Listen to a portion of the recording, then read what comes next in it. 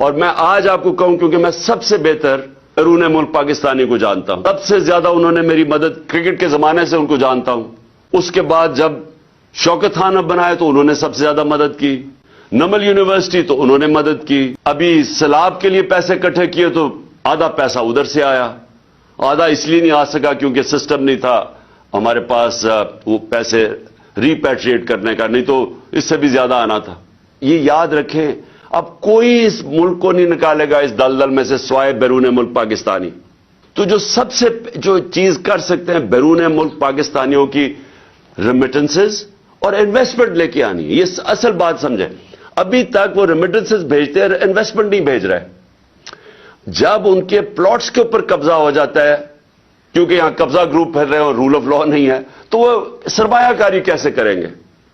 تو آپ سب وہ کمیونٹی بیٹھی ہے جو بات سمجھتی ہے میں کیا کہہ رہا ہوں۔ میں نے آج تک کبھی برطانیہ کے اندر جتنی میری 20-25 سال زندگی گزاری، کبھی کسی قبضہ گروپ کا نام نہیں سنا۔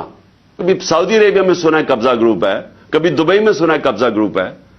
کیوں جا کے پاکستانی یہاں فیکٹریاں نہیں لگاتے، دبئی میں چلے جاتے ہیں، سعودی عربیہ میں چلے جاتے ہیں، ملیشیا میں فیکٹریاں لگا دیتے ہیں؟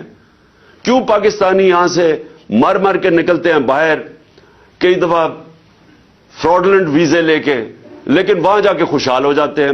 برطانیہ میں، یورپ میں کیوں جاتے ہیں؟